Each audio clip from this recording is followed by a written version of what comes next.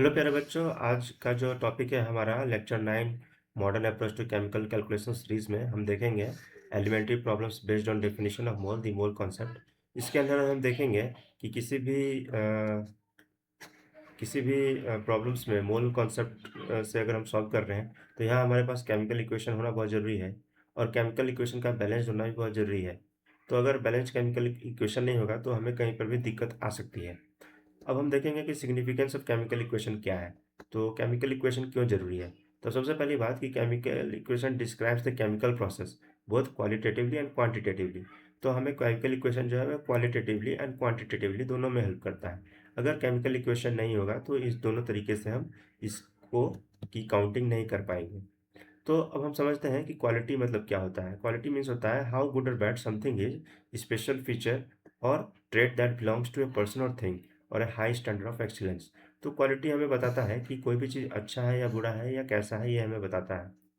तीसरी चीज़ हम देखते हैं यहाँ पे जो हम केमिकल इक्वेशन लिखते हैं उसमें एक स्टोइचियोमेट्रिक कोफिशिएंट भी होता है, जिसका हम मतलब समझेंगे कि ये क्यों होता है। तो ये हमें क्वांटिटेटिव इन्फॉर्मेशन बताता है। तो ये जो स्टोइचियोमेट्रिक कोफिशिएंट्स होते हैं ये हमें क्या बताते हैं, ये मैं आपको बताने वाला हूँ।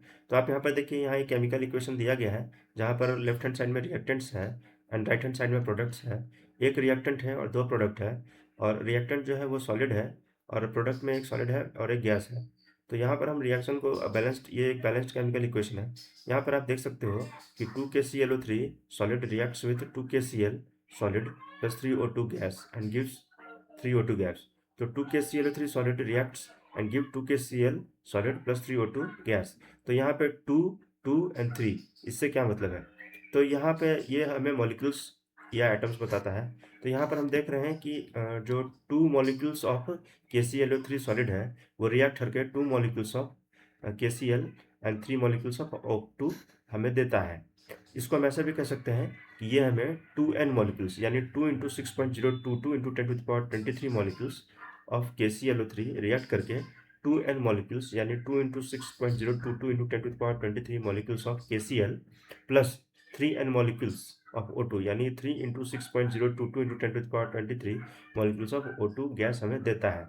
इस चीज़ को हम ऐसे भी कह सकते हैं कि 2 moles of KClO3 reacts and give 2 moles of KCl and 3 moles of oxygen।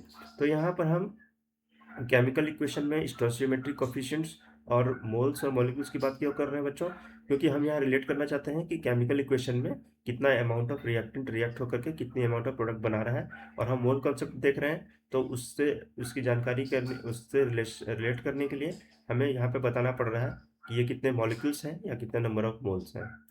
I hope कि आप इस बात को समझ रहे होंगे बच्चे। अगर आपको कोई भी डाउट होता है तो आप मुझे कमेंट करके पूछ सकते हैं। थैंक यू बच्चों।